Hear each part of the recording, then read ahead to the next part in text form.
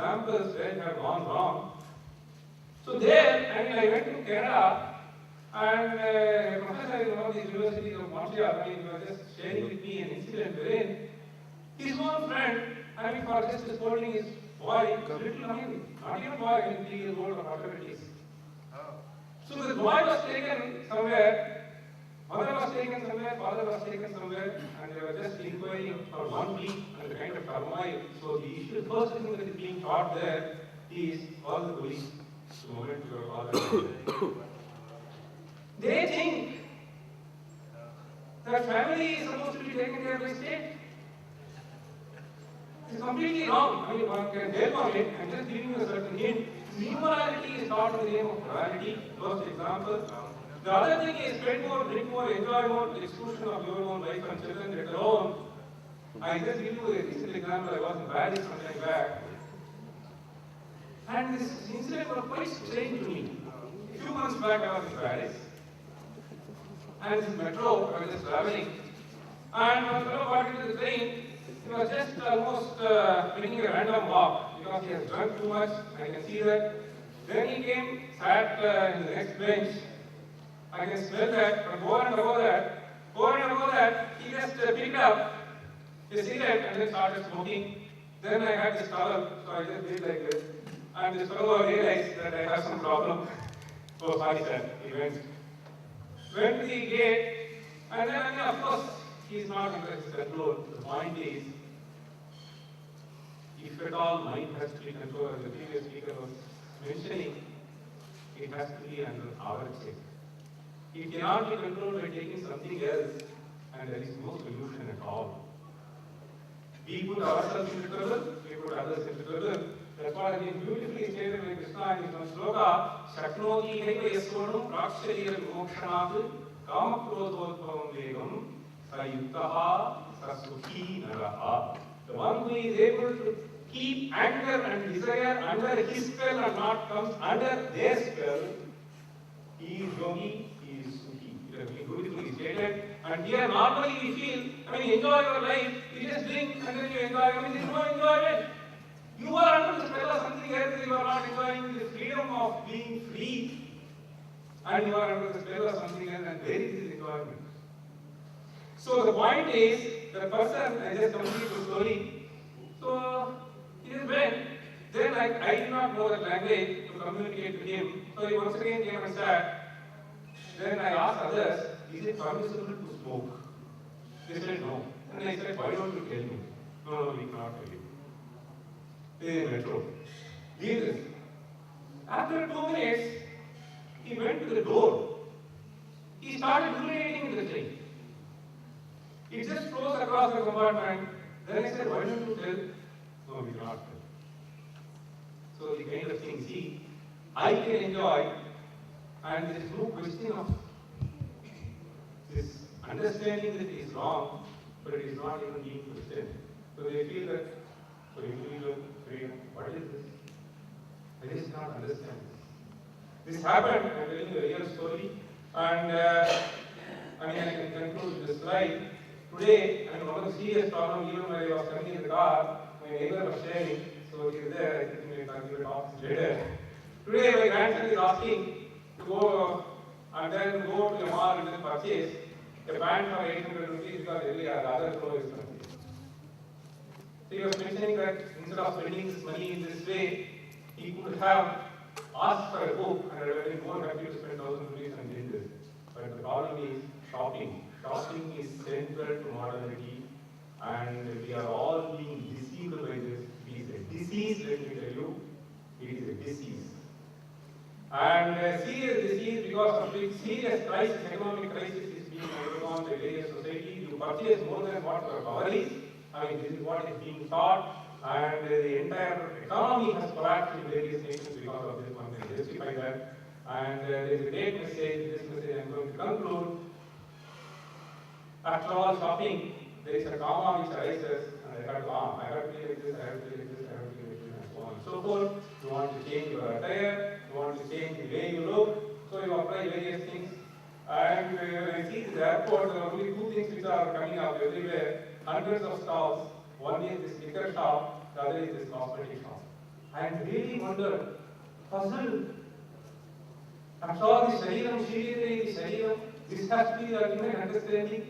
Leaving out this understanding, the Sharira Poshanarthi Sarve, Yatmaram, Didrishate, it is a beautiful sloka in Vivek. The point is, in this sloka I am going to end, Najatu Kama, Kamana, Bhokogena Shamyati, Harisha, Krishna, Meva, Bhuleva, Abhivarthate. So, Kamaha, Kamana, Bhokogena Shamyati. So, please understand that it is not that our society has been trying to say be desireless. Being desirous means freezing the entire world. It is not that it being said, but Dharma viruddho bhuteshu kamosmi bharatarishapha. So, Dharma cannot be at any moment compromised for the sake of Kama and Artha. This is the essence. And the Kama, there is a beautiful, this shloka itself, one can talk for 1 hour. Kamanam upabhogena nasameti, this is something which is born out of understanding. Kamanam upabhogena kamaha nasameti, the moment you have this understanding, as you are going to point out, it is only by understanding that a person can convince oneself. Otherwise, when the anger will boil you, anger will kill you before killing the other person. So that is understanding. Kamana Bhogena, Kama Nasamiti, once you understand, so you will not encourage the Kama and Dharma will have precedence. So I am extremely happy for giving me an opportunity to share some of my views here. Thank you, Namaskar.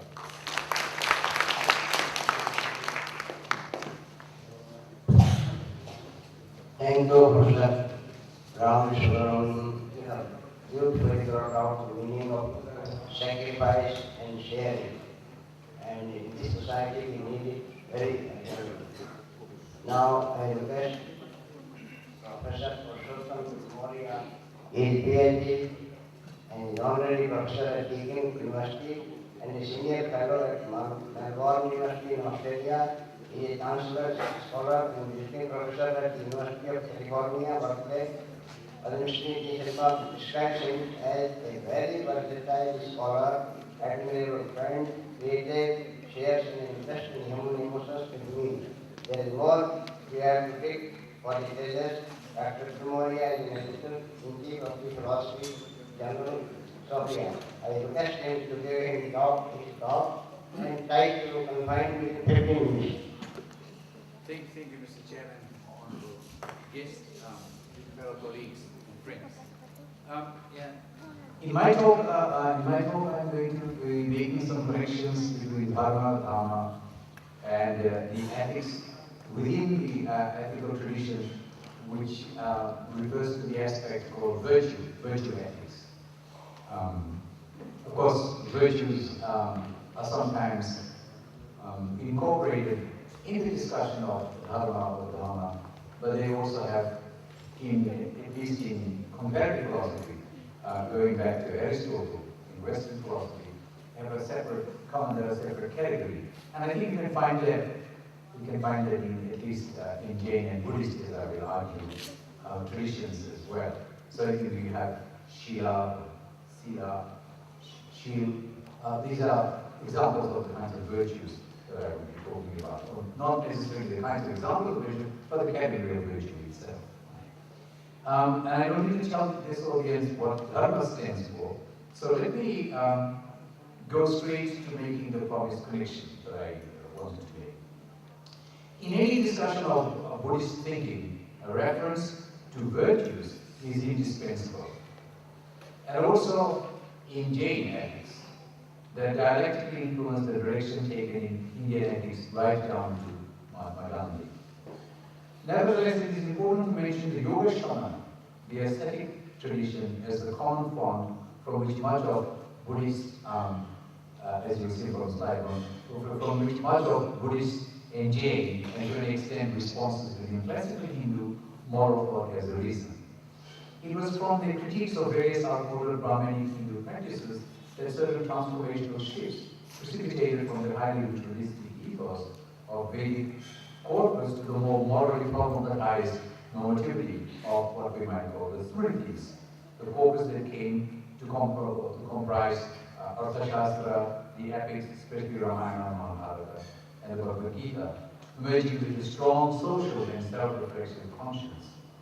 the Vedic norms came increasingly into question, undermining the erstwhile normative systems, as well as the confidence, the violence, and the power that this kind of formative moral claim, supposed to embody the founding insights of Indian ethics and law, made possible or sanctioned. I won't go into all the textual details of who you all go to Wikipedia or Chanakya, or even the same or different, and so on. But what I want to say is highlight much more, if you like, the Yoga Sramana tradition, the morality that came out from that. Yesterday, Pravrtti talked about the skeptical schools before Buddhism and perhaps Jainism came about. Well, I think this is sort of related to that to some extent. The Yoga Sramana morality had focused on smaller social units like the family as the focus of economic and moral uplift. In general terms, the emphasis was not always on what should I do, but rather what sort of a person should I be. So from sort of karma yoga or karma mimamsa to even beyond jnana mimamsa, what kind of a person should I be? That's really is a moral question. Why should I be moral, for example? Individuals who develop the right kind of character would respond through this discerning thinking and effective will. To particular situations in the most natural way by taking the context into consideration. Now, so sometimes this is called situational ethics, but in Aristotle it's called phronesis, some kind of practical ethics, praxis.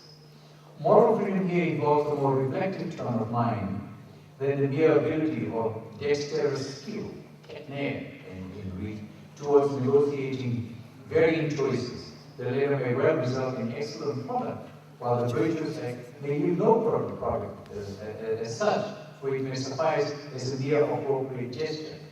So, for example, we might say that the sadhus and the ascetics exude a kind of virtue without doing anything at all. Whereas in the Bhagavad Gita, it is really about doing that Arjuna would then come to have certain virtues. Right? So, for example, showing pathos or empathy in another's grievous suffering. It's not really doing something, it's showing, as Wittgenstein would believe. Both in the area of interpersonal relation among human beings, as well as our attitude to non-human world, animals and trees and plants, and the ecological sphere, for example, Yoga Sramana does not use a kind of interpersonal measuring technique, but responds to terms of the more emotionally binding pathways of compassion and kindness. Sharper distinctions in the moral sphere, like those between benevolence and kindness, kindness and compassion, compassion and sympathetic joy, are hard to catch through an impersonal calculus. Utilitarian philosophy, especially as represented in the work of Bentham and Hughes, emerged in a certain historical context, and to be fair, that philosophy, it has to function within that particular framework. The Yoga Sramana framework is somewhat different, in spite of the formal resemblances to utilitarianism in upholding a moral theory with theological consequentialist axis.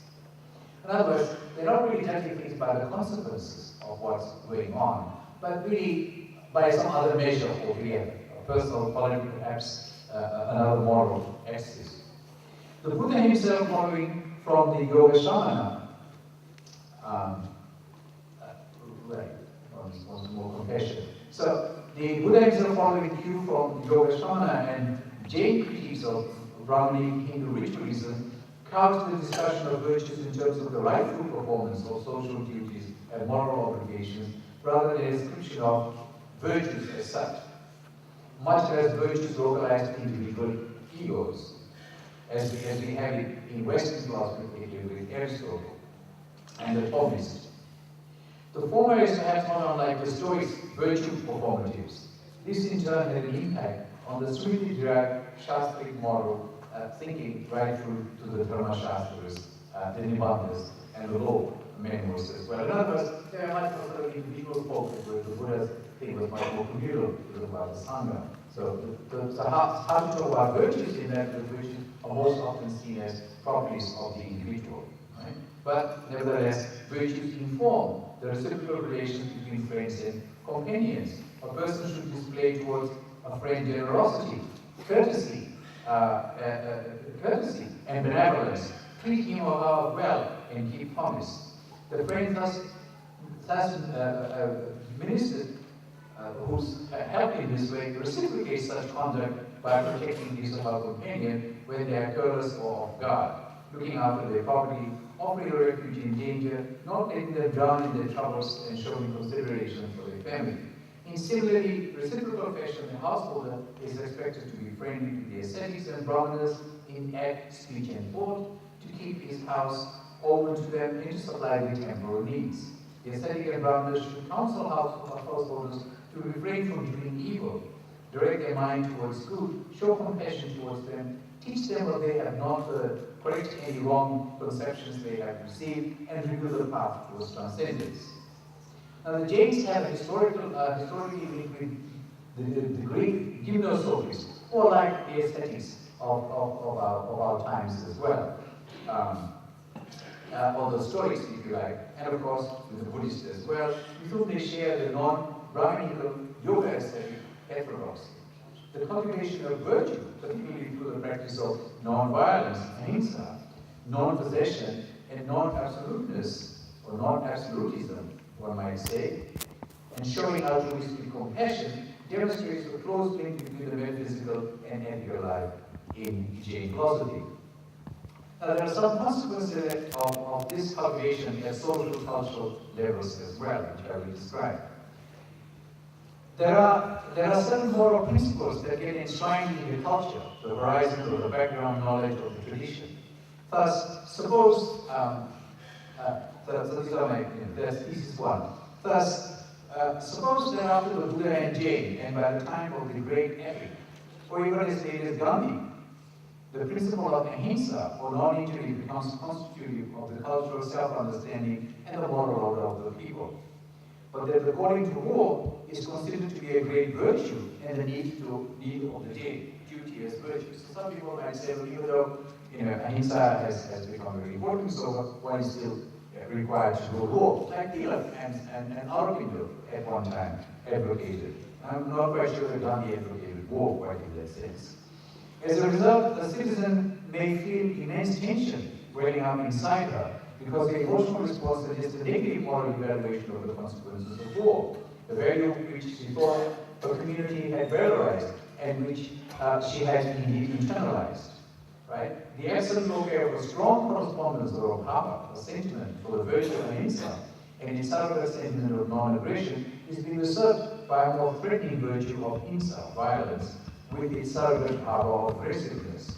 This inversion may now stand poised as the intimate enemy, a Scrooge of the bounds of righteous duty. Now, in some ways, it's something that could have happened to Arjuna as well. In other words, if suppose the Mahabharata was war about not war, but about non-violence and so forth, or about ahimsa, and then Arjuna is told, well, you would fight war. That's the sort of tension you would come up with. The second insight is that there is a show of altruistic compassion. There